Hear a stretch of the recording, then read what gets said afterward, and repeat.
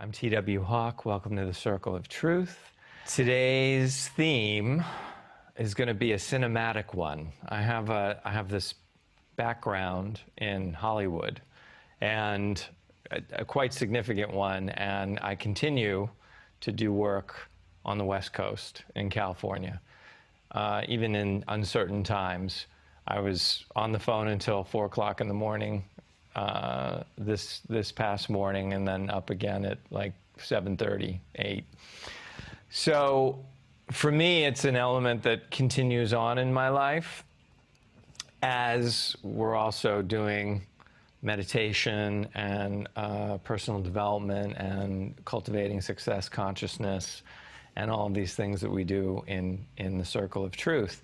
And so it's this, I've been looking to coalesce these worlds and create an integration that bridges these things in media, but also just in terms of context. So as I was reflecting on what today's session would be about, it actually shifted 2 or 3 times, which is unusual. But then in thinking about what the theme can be and the metaphor, it actually integrates Hollywood in a way that also touches on spirit. So I'm going to bring a little bit of casting, central casting, into today's session, which is a nice tie-in actually for you, Timon and Mirta, because being media makers, YouTubers, filmmakers, you're shooting documentary style perhaps, but there's always a casting element and being on camera. And you know, we are meaning-making creatures, and we do that through storytelling. And human beings love drama. I've touched on this, I think, in the past, where, you know, the ups and the downs and the chills and the spills of life, and there's so much suffering through it. And the truth is, life is really for our entertainment purposes. I mean, really, the yogis and the enlightened beings say this. It's like, it's really for our entertainment and just living the peak experience and experiencing it almost as a movie.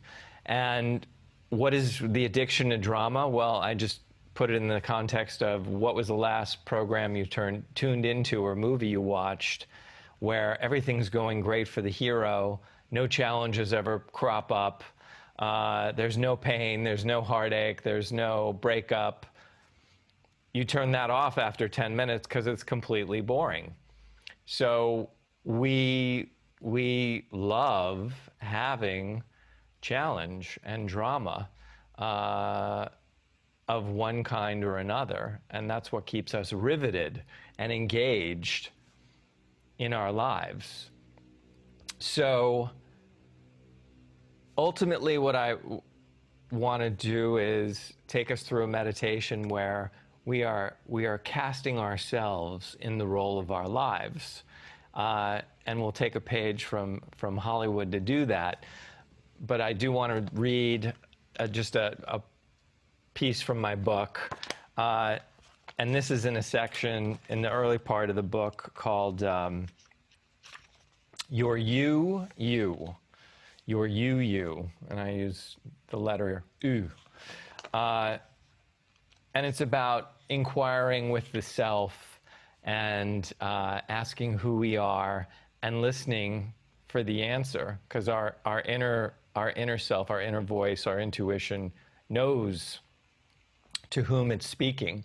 And it doesn't say, you are this, it says, I am. So our inner voice knows ultimately who we are, the ultimate us, that the purposeful version of ourselves with whom we align when we are on purpose. So this is the latter part of the chapter, but According to the yogis and the gurus and the bodhisattvas, who are enlightened beings, your you is like the movie screen upon which the film of your life is projected. Drama doesn't affect the screen. Explosions don't burn it. Currents don't soak it. Blood doesn't stain it. When the show's over and the lights come up, the screen remains blank and unperturbed, ready for the next tale, for the next set of players. The same is true for your ultimate you. The comedy, the drama, the horror, the victories, the highs and lows, the journey to the innermost cave, all of it is a fleeting dance of light and sound, a convincing illusion that engages us and thrills us and breaks us down and dejects us and tears us apart and puts us back together again and lifts us up and fires our imagination and creativity and wonderment. And for all the highs and lows, we wouldn't trade them for the world.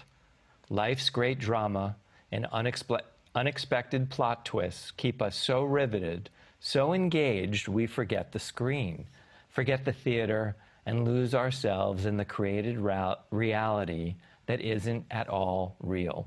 It exists for our entertainment purposes only, for the benefit of learning and growth and remembering the true nature of things, the nature of our own nature, that we are infinite, divine, and just for a moment, human. And then the story ends, and we leave the theater unharmed, whole, and full, with the benefit of the experience and the memory of the moments we'll carry with us forward, onward, into the next adventure. Just don't forget your popcorn. So,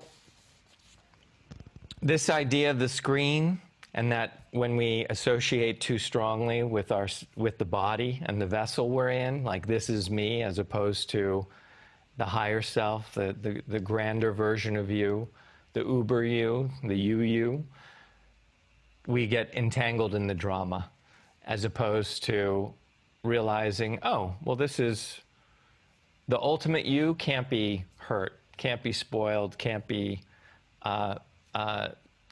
manipulated, molested, injured in any way. It will go on. It's the eternal you.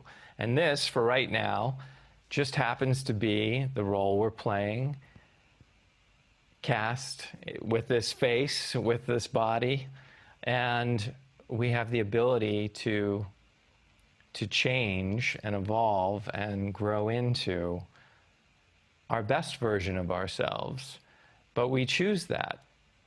So the two metaphors are,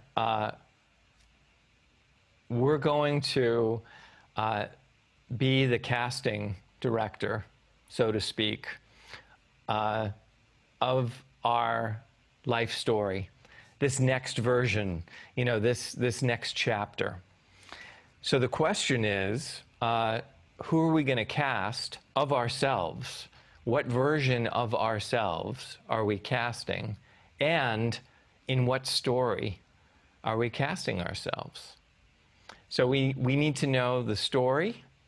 Is it a drama? Is it a comedy? Is it a love story? Is it a romance? Is it a romantic comedy? Is it a thriller? And then, once we choose our story, our genre, and we are going to play that role, right? Step into ourselves, becoming who we are. Who do you want to cast in that? So that's the context for this meditation is casting oneself in the role of a lifetime, because it is our lifetime. Okay. Oh yeah, and just, movies are written in the form of dialogue between characters, and just something to note is the most important dialogue that we have in life, who is that person that we have the most powerful dialogue with? And it's ourselves. It's that conversation with ourselves, and what do we tell ourselves? because when we're speaking to ourselves, we're talking to all of the cells of our being. And that's changing us and affecting us and transforming us and evolving us. So it's very important to monitor our dialogue, our inner dialogue, to see what we believe about ourselves and what we're telling ourselves, how we're directing ourselves. So, you are enough, you are abundant, you are healthy, you are beautiful, you are whole, you're ambitious, you're talented, is a very different dialogue than you're not enough, you know, you don't matter, you can't do this, you're frightened, because we'll believe that too. So it's important to direct ourselves positively and with the dialogue that we want.